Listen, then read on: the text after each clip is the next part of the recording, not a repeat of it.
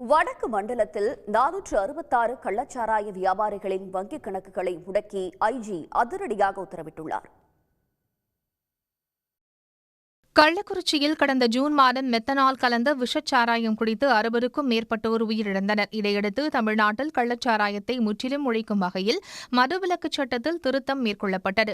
இதனிடையே வடக்கு மண்டல ஐஜியாக நியமிக்கப்பட்ட அஷ்ரா கார்க் பல்வேறு நடவடிக்கைகளை மேற்கொண்டார். கடந்த 10 நாட்களாக இரவு நேரத்தில் ஒவ்வொரு மாவட்டமாக சென்று அங்குள்ள மதுவிலக்கு மற்றும் சட்டம் ஒழுங்கு போலீசாருடன் இணைந்து ஆய்வு நடத்தினார். இந்த நடவடிக்கையின் போது கள்ளச்சாராய வியாபாரிகள் பலர் கைது செய்யப்பட்டனர். பல ஆயிரம் லிட்டர் ஊரல்களும் அழிக்கப்பட்டன.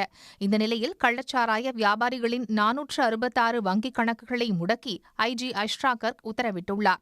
அதிகபட்சமாக விழுப்புரத்தில் 98 வங்கிக் கணக்குகளும், திருவண்ணாமலையில் 77, கடலூரில் 71, செங்கல்பட்டில் 56, ராணிப்பேட்டையில் 44, திருப்பத்தூரில் 41, வேலூரில் 33, கள்ளக்குறிச்சியில் 13, திருவள்ளூரில் 12 கள்ளச்சாராய வியாபாரிகளின் வங்கிக் கணக்குகள் முடக்கப்பட்டுள்ளன. மேலும் கள்ளச்சாராய வியாபாரிகளின் அசையும் மற்றும் அசையா சொத்துக்களை முடக்குவதற்கு அவற்றை கணக்கெடுக்கும் பணியும் தொடங்கியுள்ளது. உடனுக்குடன் செய்திகளை தெரிந்து கொள்ள சன் நியூஸ் பெல் ஐகானை கிளிக் பண்ணுங்க.